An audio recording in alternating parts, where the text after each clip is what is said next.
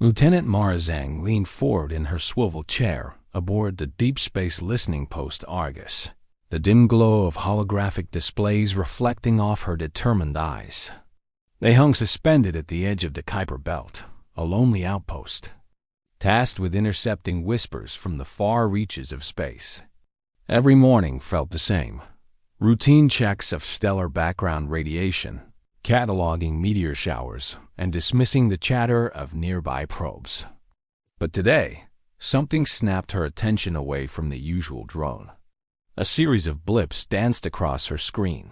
3 short pulses, 51 longer ones, then 3 more. The pattern repeated at irregular intervals. It wasn't random cosmic noise. It wasn't chatter from any human craft.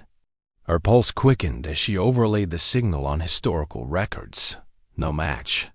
"Commander Holt," she called into the com, voice steady though her hands trembled slightly. "I'm receiving an anomalous transmission. Pattern 3513. Looks deliberate." Moments later, Admiral Jerome Holt strode into the communications bay. His salt and pepper hair was tied back in a tight braid, decades of command etched. Creases around his steel blue eyes. "Show me," he ordered. Mara toggled to the frequency analyzer. 3 pulses at 1.4 gigahertz, then 51 pulses, then 3. It repeats every 67 seconds. No known human source. No natural phenomenon in database. It has to be an SOS. Holt's jaw clenched. A distress call this far out? From whom? He paced, gloved fingers steepled beneath his chin. If there's a ship or a civilization out here, we're not just witnesses. We're the first responders. Alert Earth Command. Within the hour, encrypted data packets streaked toward Earth at light speed. The Signal Council on Emergency Assembly, comprising the United Earth Government's top scientific minds, military strategists, and diplomatic corps, met in the subterranean chamber beneath Geneva.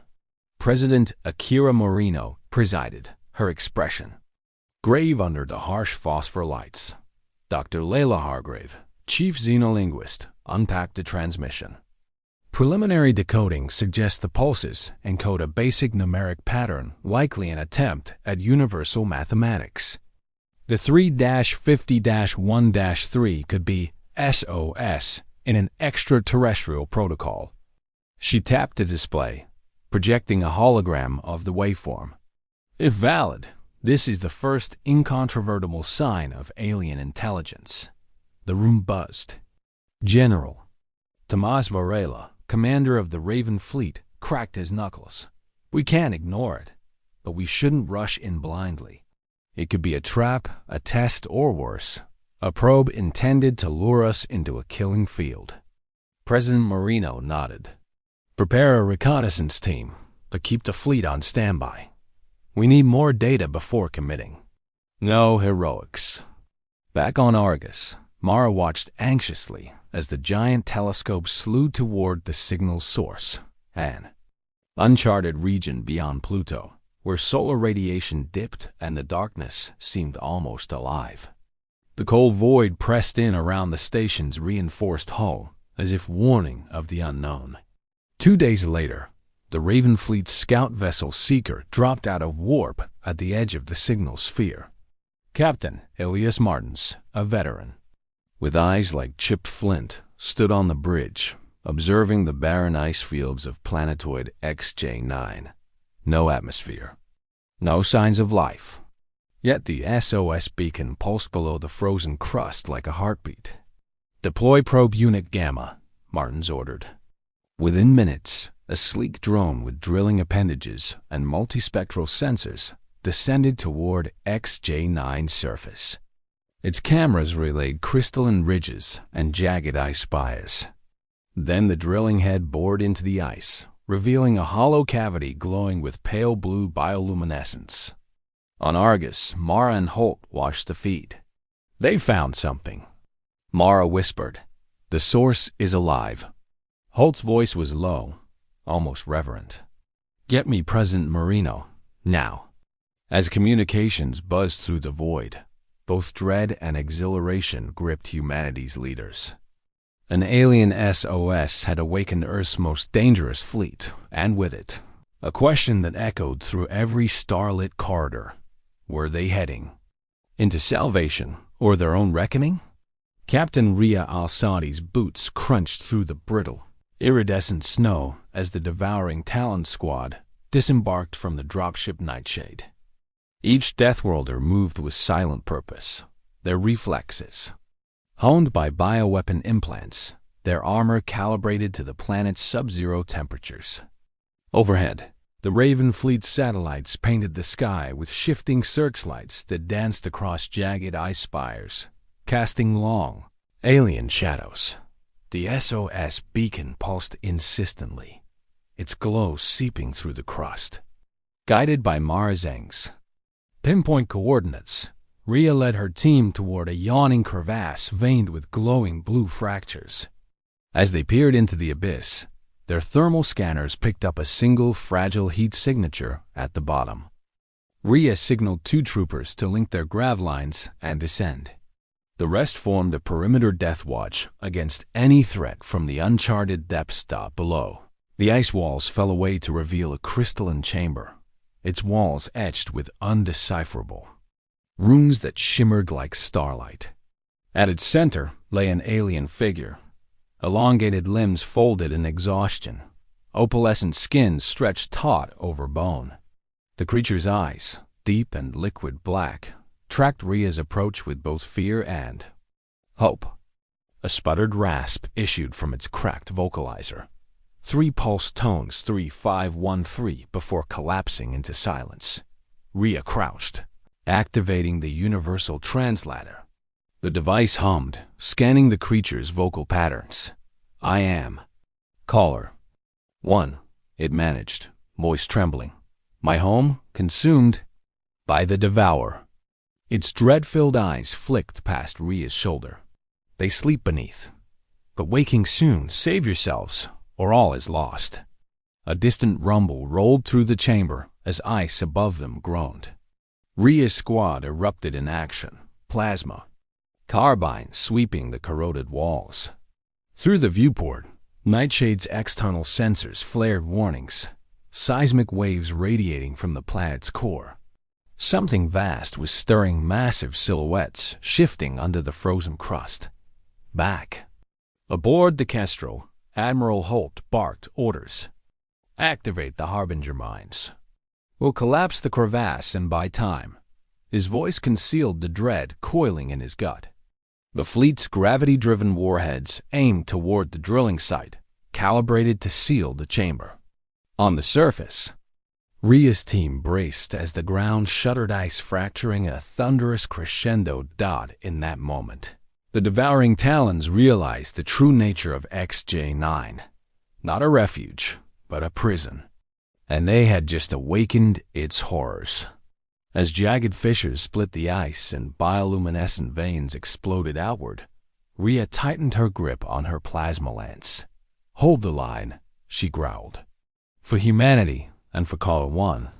Beneath the ruinous roar, the Deathworlders stood ready to face the ancient leviathans rising from the depths, creatures born of stone and hunger, now unleashed upon both alien and human alike. The vacuum of space trembled with the Raven Fleet's arrival. From the command bridge of the flagship Kestrel, Admiral Jaron Holt watched the shimmering ice planet XJ9 rotate below, its fissures aglow with bioluminescent veins. Through the viewport, colossal stone-spined leviathans clawed their way toward the surface, each movement sending tremors that rattled the entire fleet. "Target confirmation. 4 life-size creatures emerging from the primary breach," reported Lieutenant Mara Zeng at the tactical console. Her eyes were rimmed with exhaustion, her fingers dancing over the Holly interface. Holt's voice was measured but grim. "Open fire. All batteries. Full spread." In response, the Raven Fleet unleashed a salvo of gravitic torpedoes and plasma lances.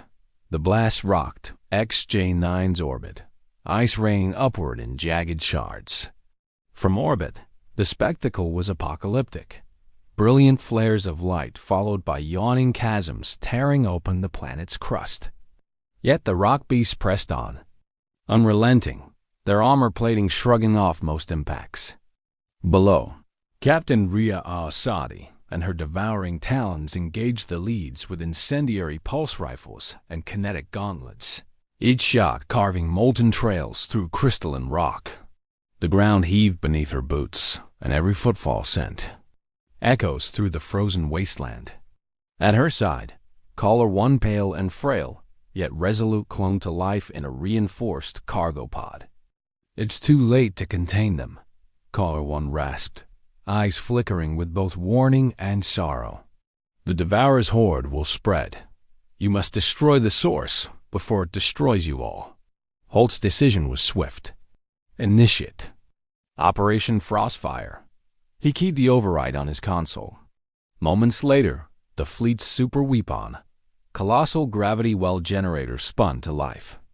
A violet vortex blossomed beneath XJ9, warping space-time as the planet's orbit began to decay. A hush fell over the bridge as everyone understood the enormity of the act. They were about to sacrifice an entire world. On the surface, Rhea's tongue crackled. "All units, evac to Nightshade. Now." She slung Caller One's pod over her shoulder and sprinted toward the extraction zone, firestorms of falling ice and rock raining around her. Above, the gravity well's pull overwhelmed XJ9. The planet lurched, caught in its own destructive spiral. From space, the final flash was blinding, a cathedral of light as the ice world was torn asunder and consumed by the sun. In the aftermath, the Raven fleet drifted in silence. On the Kestrel, Admiral Holt lowered his gaze. "We've stopped the horde today, but at what cost?" Caller One, now aboard the flagship, lay weakened but alive in the medical bay.